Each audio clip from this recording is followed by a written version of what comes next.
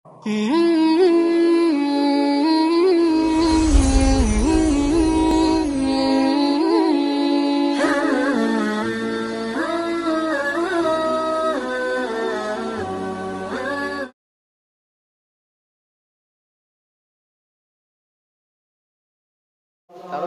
depan situ, ngadap sini. Ya. Itu sudah hidup.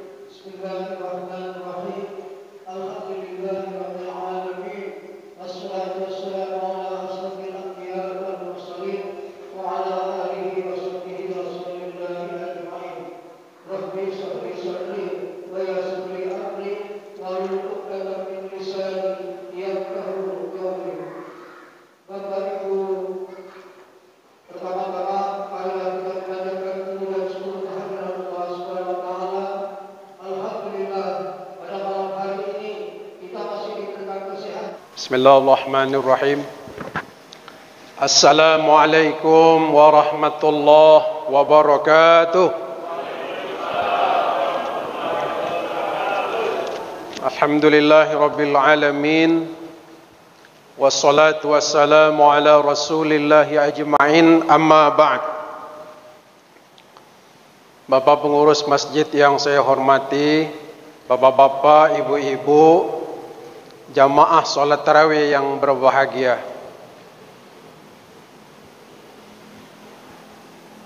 Pada kesempatan ini kita sudah berada di 10 pertengahan.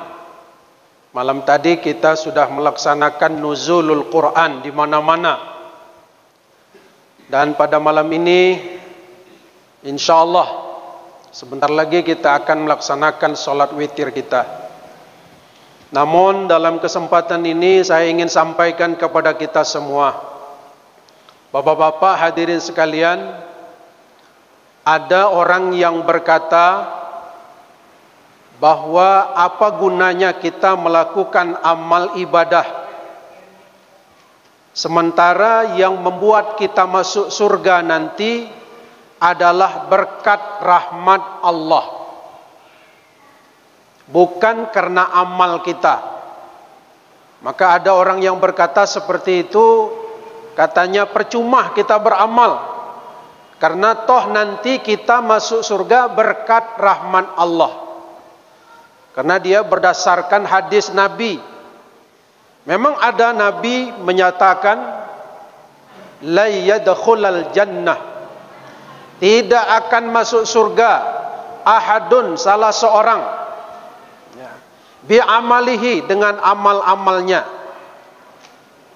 illa birahmatin, kecuali dengan rahmat Allah. Hadis sahih. Artinya tidak akan masuk surga seseorang dengan amalnya kecuali dengan rahmat Allah. Memang hadis sahih, tapi cara memahaminya yang keliru, bapak-bapak. Ada sebagian orang begitu. Apabila seperti itu cara memahami hadisnya, maka insya Allah sesat. Ya.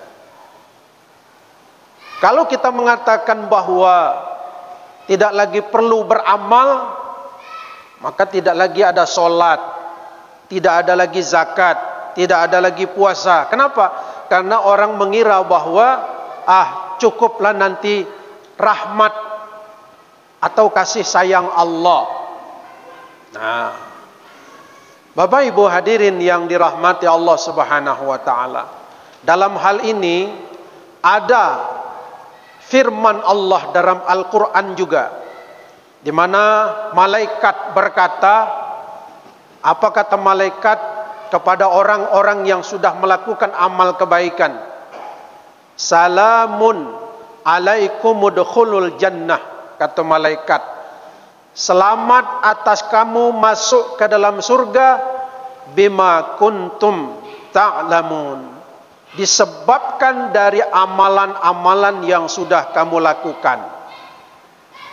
Ada ayat Quran yang mengatakan bahwa kamu selamat masuk surga karena amal ibadah kamu. Dan ada hadis Nabi yang mengatakan bahwa kamu masuk surga bukan karena amal, tapi karena rahmat dari Allah. Ini kayaknya dua-dua ini kayak bertentangan.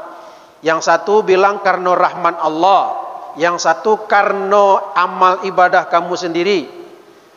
Nah, dalam menyelesaikan persoalan ini, bapak-bapak, ibu-ibu, para ahli hadis, ya, orang-orang yang paham tentang agama, orang-orang yang ahli dalam ibadah, ahli dalam agama, ahli ulumul Quran, ahli ulumul hadis, mereka membuatkan kesimpulan bahwa amal ibadah yang kita lakukan itu sesungguhnya menumbuh kembangkan rahmat dari Allah Subhanahu wa taala.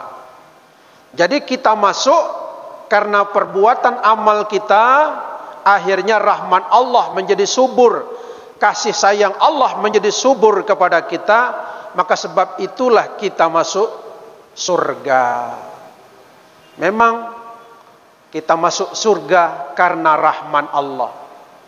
Tapi bagaimana cara mendapatkan rahmat Allah itu? Yaitu dengan cara melakukan amal kebajikan.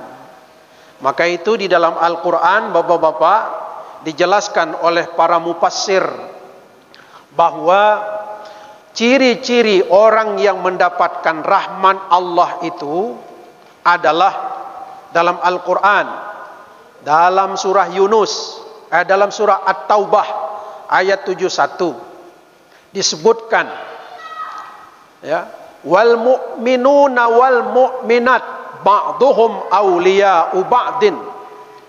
Ciri pertama orang yang mendapatkan rahmat Allah adalah orang mukmin laki-laki, mukmin perempuan, mereka saling tolong menolong. Jadi ciri utama orang yang mendapat rahmat Allah yang akan masuk surga itu adalah orang yang saling tolong menolong. Ada orang mukmin, mukminat tapi tidak saling tolong menolong, bahkan saling sikut menyikut. Ini di kantor nih banyak seperti itu, saling menjatuhkan. Antara pengurus masjid bisa saling menjatuhkan, ya kan? Yang ini maju ke depan jadi pengurus yang lama bilang begini. Nanti naik lagi yang lain begini, macam-macam, saling sikut menyikut, saling sepak menyepak, saling menggunjing dan lain sebagainya. Nah, ciri orang yang mendapatkan rahmat Allah, mereka saling tolong menolong dalam kebaikan. Ini ciri pertama. Yang kedua, ya'muruna bil ma'ruf wa yanhauna 'anil munkar. Ciri yang kedua adalah orang itu mengajak orang berbuat baik dan mencegah dari perbuatan-perbuatan mungkar. Jadi ibu-ibu, bapak-bapak harus mengajak orang berbuat baik. Ya Bu ya? Bu. Ngajak orang berbuat baik. Jangan sekali, harus berkali-kali. Bu, ayo kita ngaji majelis taklim. Gitu diajak. Itu ciri orang mendapat rahmat Allah. Kadang-kadang maaf ibu-ibu, pengajian kadang-kadang dipanggil, ibu-ibu ayo ngaji ke masjid supaya kita rame. Ada ibu yang malas, malas. Bahkan kadang-kadang ibu-ibu manggil kawannya, ibu-ibu pengajian hari ini, pengajian janganlah kita lupakan, sebab itu kewajiban. Ibu-ibu pengajian manggil kawannya pakai mic, cepatlah datang ke masjid, ustaz sudah datang. Ibu-ibu yang lagi malas ngaji di rumah jawab, ibu-ibu saya tak ngaji karena saya lagi nyuci celana suami, semalam ngompol 2 kali. Yang lagi malas ngaji kan? Masya Allah. Ciri kita saling mengajak, ayo ngaji. Salat berjemaah ke masjid, mengajak dan mencegah yang mungkar. Gitu. Ini ciri orang yang mendapatkan rahman Allah. Kemudian yang berikutnya, menegakkan solat, wa yu'tuna zakat, dan menunaikan zakat. Ini bentar lagi nih mau bayar zakat fitrah. Kita sudah ada ketentuannya Pak ya. Sudah dapat bayar zakat fitrah. Kalau bayar pakai beras 2,8. Berarti ibu-ibu 2,8 itu kemarin kami di majelis ulama itu sudah kami ukur. Kalau canting susu itu 11 canting. Jadi kalau mau bayar zakat fitrah, mau pakai beras, cantingi 11 canting. Ya. Lebih tidak apa-apa. Yang sebenarnya itu kalau menurut ukuran tidak sampai 11 canting. Ya. Tapi dilebihkanlah biar bagus. Ini tidak. Mau bayar zakat fitrah disukat-sukat, dikit-dikit. Kurang kan? Harus lebih zakat fitrah. Itu diketok pula kalengnya. Ya. Kemudian kalau mau pakai duit, tidak perlu lagi pakai beras kalau pakai duit. Kenapa? Ukurannya pun sudah beda. Ukurannya 3,2. 3,2 itu kalau diuangkan sekitar 40.000 lebih. Harus kita lebihkan. Lebihnya sedekah. Itu baru bagus. Dan yang berikutnya, bahwa ciri orang yang mendapat kasih sayang Allah itu adalah taat kepada Allah dan taat kepada Rasulullah. Nah, inilah ciri orang yang mendapat rahmat Allah.